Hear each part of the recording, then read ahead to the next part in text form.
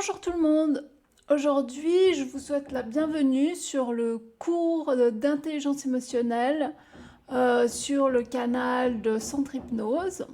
Donc, j'ai à cœur de vous présenter cette formation que j'ai entamée brièvement hier. Et donc, je vais continuer maintenant et je vais rentrer dans le vif du sujet dès maintenant. Alors, en quoi est-ce que l'intelligence émotionnelle est-elle utile? Eh bien, tout simplement, les gens qui ont du succès dans la vie ont un fort quotient émotionnel. Ce sont peut-être pas les personnes les plus intelligentes du monde, enfin au niveau du QI, mais ils savent s'entourer par exemple de gens intelligents. Ils ont peut-être pas été les meilleurs les meilleurs étudiants au monde, mais il démontre un fort niveau de quotient émotionnel. Lorsque nous parlons de succès, le quotient émotionnel écrase le quotient intellectuel. Et comme nous le savons, le QI, en fait, c'est génétique. Vous êtes né avec. Par contre, le quotient émotionnel peut être développé, appris et affiné. Les gens qui ont du succès ont un haut niveau de QE. Soit ils l'ont acquis naturellement avec les expériences de vie, ou alors ils l'ont développé en apprenant la conscience de soi. Cela signifie qu'ils ne vont pas craquer sous la pression, soit du stress, ou ils vont rester calmes, ils savent gérer leurs émotions ou l'anxiété parce qu'ils ont appris à se connaître eux-mêmes. Et même lorsque les choses ne se passent pas comme prévu, ils sont très conscients d'eux-mêmes et ils savent quelles sont leurs forces et quelles sont leurs faiblesses. Ils peuvent donc gérer plus facilement leurs émotions. Ils ne vont pas non plus se sentir mal ou aigris ou déçus lorsqu'ils vivent l'échec.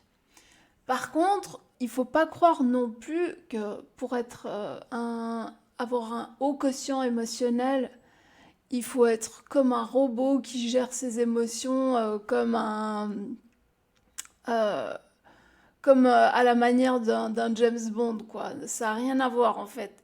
Parce qu'il suffit en fait, il suffit il suffit que notre capacité soit un peu meilleure que la moyenne à gérer ses émotions pour être déjà au niveau de pouvoir gérer sa vie facilement. Donc vraiment, c'est simplement la conscience de soi, travailler à force qui devient de plus en plus développée et qui fait qu'on est chaque fois meilleur en fait. Alors, donc l'idée, vous l'aurez bien compris, c'est de se connaître soi-même. Dans les enseignements de Socrate, il y a plus de 2000 ans, il nous a dit « Connais-toi toi-même ». Know thyself. Et c'est-à-dire qu'il faut connaître nos propres sentiments au même moment où ils apparaissent. C'est ce qui est la base de l'intelligence émotionnelle, comme je l'ai déjà expliqué dans la première vidéo. À première vue, parfois, on pense que nos sentiments sont évidents. Mais si nous observons notre vie à la réflexion, en voyant notre passé, nous pourrons nous souvenir des occasions où nous n'avons pas réalisé ce que nous sentions, ou alors nous l'avons réalisé trop tard en fait, ce que nous sentions par rapport à quelque chose. Donc le fait d'être conscient de nos processus de pensée et notre état d'âme, notre façon de nous sentir, les psychologues le nomment la métacognition. Mais le terme le plus simple pour moi, je trouve, c'est la conscience de soi, parce que c'est la même chose. Donc comment peut-on acquérir la conscience de soi ? Alors simplement en s'observant, donc en ayant l'intention d'observer nos ressentis face à nos pensées, excusez-moi, je bois. Donc en ayant l'intention d'observer nos ressentis face à nos pensées ou à nos réactions, d'être présent pour observer. Et non pas tellement pris dans le tourbillon de notre vie qui fait que nous ne sommes pas présents nous ne sommes pas là pour observer, pour prendre du recul, en fait, sur les événements de notre vie. Lorsque l'on est pris dans les événements de notre vie, il n'y a pas de recul. Nous fonçons tête la première dans les situations, dans les émotions. Alors que si nous observons, il est plus difficile de se perdre complètement dans les émotions, en fait. Nous avons comme un espèce de recul qui permet d'être plus réfléchi, en fait, par rapport à nos réactions, en fait. Nous avons plus de pouvoir, en fait, sur la situation. C'est comme si une partie de nous prenait du recul sur les situations de la vie. Donc, c'est comme si ça se séparait en deux parties. Il y a une partie de nous qui vit les événements et une autre partie de nous qui nous observe. Et donc, cette partie de nous qui nous observe, c'est nous-mêmes, c'est notre conscience, c'est la conscience. Ce qui est intéressant de savoir, c'est ce que nomme en fait être conscient, les êtres qui sont illuminés ou qui sont des maîtres spirituels. Quand ils parlent de conscience, ils parlent de ça, ils parlent de cette conscience qui observe, celle qui est lorsque nous décidons de ne plus nous laisser balloter par la vie. Et donc c'est cette conscience en recul, en fait, qui est la conscience. Et à force de le faire, c'est être dans l'instant présent. Donc les personnes éveillées parlent de conscience, et bien c'est ça. À partir du moment où nous nous observons, nous devenons une personne consciente. Nous sommes véritablement dans l'instant présent. Alors bien sûr, peut-être au début, vous réussirez à être présent à vous-même seulement durant 1 heure pendant la journée, ensuite pendant 2 heures, ensuite petit à petit pendant 3 heures, ainsi de suite. Donc c'est en réalité comme un muscle que nous entraînons. Donc il ne faut pas être pressé lorsque nous entamons ce processus de la conscience de soi. Il s'agit juste d'intégrer cela à sa vie. Et cela peut prendre 2 ans, 3 ans, 5 ans, peu importe en fait. Parce que chaque jour que nous passons à nous observer, en réalité, nous devenons chaque jour plus intelligents émotionnellement. C'est vraiment quelque chose qui fournit des bénéfices dès le départ, et ces bénéfices ne font que augmenter au fil du temps. Donc c'est un processus où, voilà, très rapidement, nous obtenons des bénéfices. Voilà, et ça ne cessera d'augmenter, puisque nous nous connaissons chaque jour un peu plus. Et comme nous nous connaissons plus, la vie est plus agréable. Et comme la vie est plus agréable, nous voulons continuer à nous observer de plus en plus. Et puis dans tous les cas, le processus devient naturel au bout d'un moment. Le fait de s'observer, à un moment donné, se fait sans effort. Ça devient une aptitude inconsciente. Une chose qui est importante, c'est de passer du temps avec soi-même. Sans téléphone, sans distraction, sans son animal de compagnie. C'est un élément essentiel si nous voulons développer la conscience de soi. Parce que certaines personnes disent oui, je passe du temps avec moi tous les jours je vais promener mon chien. Mais là, c'est pas la même chose. Lorsque vous promenez votre chien, vous passez du temps avec votre chien. Lorsque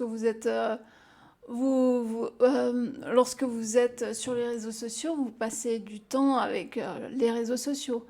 Donc l'idée, c'est vraiment de passer du temps sans son téléphone, sans son animal de compagnie, sans qui que ce soit, être seul face à ses pensées. Bien sûr, nous pouvons parler de méditation, mais c'est pas vraiment l'idée. L'idée, c'est pas vraiment de faire de la méditation. C'est vraiment de passer un temps que ce soit chaque jour, dès que c'est possible, et vraiment dédier ce temps à être avec soi-même. Et puis, il faut se souvenir aussi que de toutes les relations qui existent, la plus importante est celle que nous avons avec nous-mêmes. Car de toutes les relations que nous pouvons avoir dans notre vie, c'est avec nous que nous naissons et c'est avec nous que nous repartirons. Donc nous naissons seuls et nous repartons seuls. Lorsqu'on réémergera dans le non-physique, on voudra se dire quelle aventure géniale j'ai vécue avec moi-même. Parce qu'à ce moment-là, au moment où on quitte ce monde physique, plus rien n'a d'importance. Puisqu'on se rappelle que à la base, c'était avec nous qu'on venait et on repart avec nous. On va vouloir se regarder en face et se dire, est-ce que j'ai profité du temps que j'ai passé avec moi? Est-ce que je me suis appréciée? Puisque c'est vraiment tout ce qu'on possède dans cette vie, c'est nous-mêmes. Dès qu'on entre dans ce monde physique, on vient pour pour vivre une aventure avec nous-mêmes. Tous les autres n'auront plus d'importance pour nous au moment où on passe de l'autre côté. Puisque nous redevenons libres de toute attache du physique et on se retrouve de nouveau avec soi.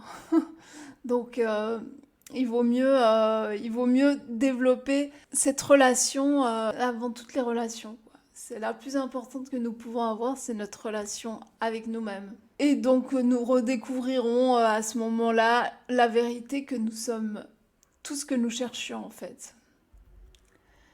Donc il existe plusieurs types de personnes pour ce qui est de la façon de traiter ces émotions. Les personnes qui sont attrapées dans leurs émotions, alors elles ont tendance à se sentir débordées par leurs émotions. Elles ne peuvent pas leur échapper. C'est comme si elles étaient l'esclave de leurs états d'âme. Ce sont des personnes inconstantes, pas très conscientes de leurs sentiments. Et ce manque de perspective les fait se sentir dépassées et perdues dans les émotions. Et donc, en conséquence, elles sentent qu'elles ne peuvent pas contrôler leur vie. Enfin, leur vie émotionnelle déjà, et du coup, comme répercussion, leur vie en général. Donc, elles n'essayent pas non plus d'échapper à ces états de se sentir négatifs, puisqu'elles ont le sentiment de ne pas pouvoir contrôler leurs émotions. Ensuite, il y a les personnes qui acceptent leurs émotions de façon résignée. Donc ce sont des personnes qui ont tendance à percevoir clairement ce qu'elles sentent, mais elles acceptent ces états d'âme de façon passive. Et donc elles ne cherchent pas à les changer. De ce type de personnes qui acceptent les émotions, il y en aurait deux types apparemment.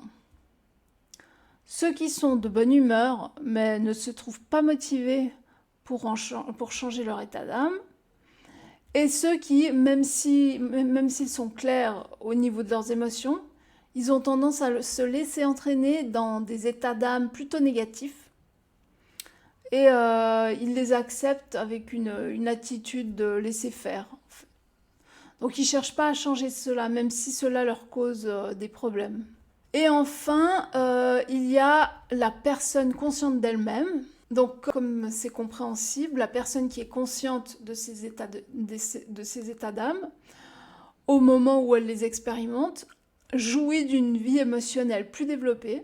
Ce sont des personnes qui expérimentent la clarté. Et donc, cette clarté qu'elles expérimentent, en fait, imprègne toutes les facettes de leur personnalité.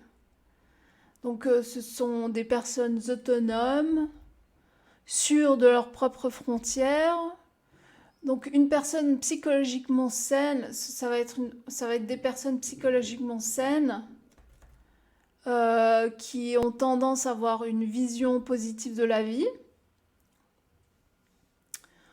Ce sont des personnes qui, lorsqu'elles tombent dans un état d'âme négatif, ne vont pas ressasser de façon obsessive le sujet qui les embête.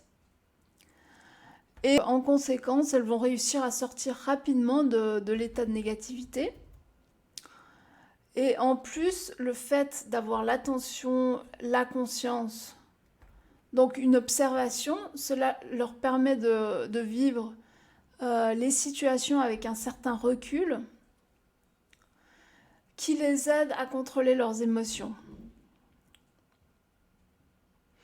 Donc, en conclusion, comme on peut le constater dans le monde, nous sommes dans une ère qui a complètement refoulé les émotions comme quelque chose à éviter, à bannir. C'est pourquoi nous pouvons devenir plus intelligents que la plupart, simplement en nous reconnectant avec nos émotions. Et puisque, en plus, il y a peu de gens qui osent s'aventurer dans ce terrain vague des émotions, affronter la vie, se voir elles-mêmes telles qu'elles sont, eh bien, ces personnes deviennent plus intelligentes et chaque jour un peu plus intelligentes en continuant à faire ce processus. Puisqu'il y a peu de concurrence, en ayant la conscience de soi, vous serez une personne plus intelligente que la plupart. Donc voilà, c'est tout ce que je voulais présenter aujourd'hui. J'espère que cette vidéo vous aura plu. Je vous retrouve dans la prochaine vidéo où je vais continuer en fait le sujet du quotient émotionnel. Et donc j'aborderai le sujet de l'inconscient dans la prochaine vidéo. En quoi est-ce important de découvrir ce qu'il y a dans notre inconscient pour pouvoir s'améliorer chaque jour, développer et vivre la vie de nos rêves. Alors je vous fais un gros bisou et je vous dis à la prochaine vidéo.